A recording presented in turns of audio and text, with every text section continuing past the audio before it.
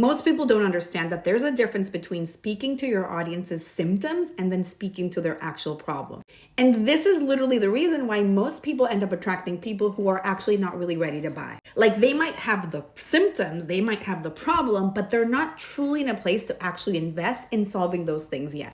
Either because it's not their priority or financially they're just simply not able to right now. And part of what's going on is that your content, your marketing, whether we're talking about a post, a video, a webinar, an email, whatever that is focused mostly on speaking to your audience's symptoms. In other words, what they're actually feeling, the pain that they're in. And so they will say things such as, you're stuck, you're overwhelmed, you have anxiety, you don't know what to do next, you're feeling lost. Literally, these are the type of people that you're calling in. People that are stuck, they're lost, they're indecisive, and therefore they're not in a place to invest. But also, those are not actually problems. Those are consequences of the problem. And so what you want to do is get very specific about how the problem is actually showing up. And what I mean with that is the very tangible way in which the problem exists within your audience's life in this very minute. So an example would be to say that when you're talking about symptoms, a weight loss coach would say, you're overweight, you don't like how you look, you're frustrated with your body,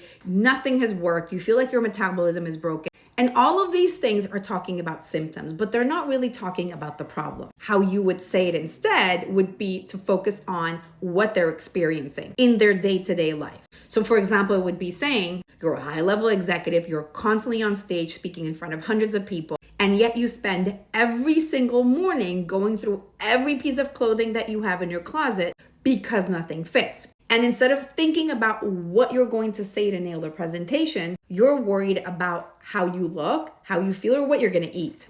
And this is preventing you from nailing that presentation or closing the deal with the client. What I did there was I focused on the problem, not so much on the symptom. And at the same time, I was speaking to the buyers.